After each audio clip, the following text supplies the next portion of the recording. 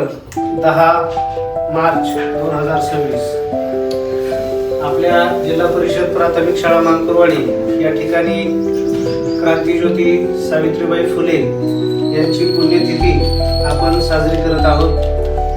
या प्रसंगी उपस्थित मूल्यवर्धन तालुका समन्वयक श्री गणेशजी जाधव सर, शाळेचे मुख्याध्यापक श्री गवळे सर, माझे सहकारी श्री महादेवजी जाधव सर, आमच्या सहकारी श्रीमती सारसेकर मॅडम, तसेच सर्व विद्यार्थी बालमित्र यांचं सर्वप्रथम मी शब्दसुमनाने हार्दिक स्वागत करतो आणि शिक्षणाच्या आद्य क्रांतिकारिका क्रांतीज्योती सावित्रीबाई फुले यांच्या प्रतिमापूजन मान्यवरांच्या हस्ते शाळेचे मुख्याध्यापक श्री गवळे सर, मूल्यवर्धनचे तालुका समन्वयक श्री गणेशजी जाधव सर आणि श्री महादेवजी जाधव सर, सारसेकर मॅडम यांना विनंती की आपण क्रांतीज्योती सावित्रीबाई फुले यांच्या प्रतिमापूजन करावं।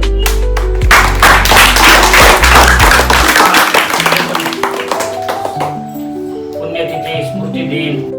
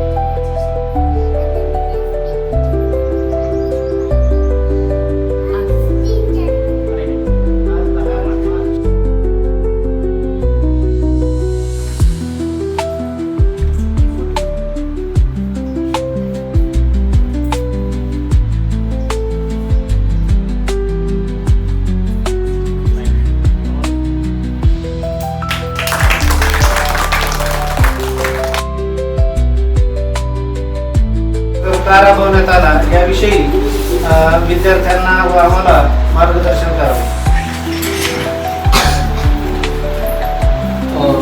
सर्वप्रथम आदरणीय मंच सगळे विद्यार्थी यांनी खूप छान प्रकारे आता पलीकडे एक मूल्यवर्धनचा उपक्रम घेतला। त्याच्यामध्ये किती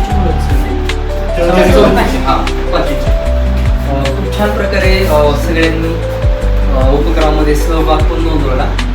मला पुढे थोडं जास्त वेळ घेणार नाही, थोडाच वेळ घेईल। तुम्हाला सगळ्यांना मूल्यवर्धन म्हणजे काय हे आपल्या सरांनी चांगल्या प्रकारे शिकवलेलं आहे, बरोबर। सगळ्यांना मूल्यवर्धनची पुस्तकेही मिळाली असतील, तर सगळ्यांनी काय करायचं, ती पुस्तके आहेत तुम्ही घरी न्यायची, म्हणजे नेण्यासाठी आपल्याला त्याला नाही नेता येत नाही, पण नेलेले आहेत तर आपल्या भावाकडे बहिणीकडे देऊ नका। त्यांच्याकडे जर पुस्तकं दिले तर ते काय करतात, पुस्तक तुमचं घेतलं की त्यांना ते आवडते चित्र वगैरे, ते लगेच फाडून घेतात किंवा त्याच्यावरती चित्र पेनने काहीतरी रेषा वगैरे मारतात। तर आपल्याला ती पुस्तकं काय करायची होतं, मूल्यवर्धनचे वर्षभर आपल्याला ते आपल्या शाळेमध्ये ठेवायचे।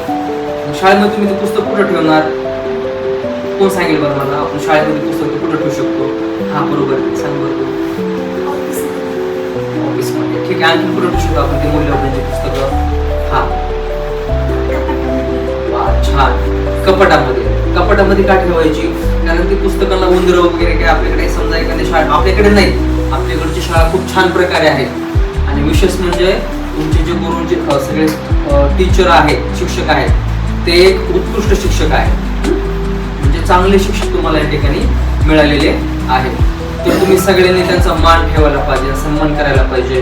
त्याचबरोबर ते तुम्हाला जे शिकवतात त्या गोष्टी सगळ्या तुम्ही लक्षामध्ये ठेवायला पाहिजे, विसरायला नाही पाहिजे, आहे का नाही?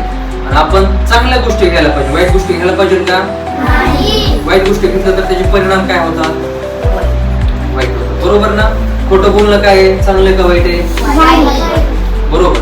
त्यामुळं आपल्याला त्या मूल्यवर्धनच्या पुस्तकामध्ये चांगलं काय वाईट काय हे तुम्हाला सगळं त्यामध्ये सांगितलेलं आहे।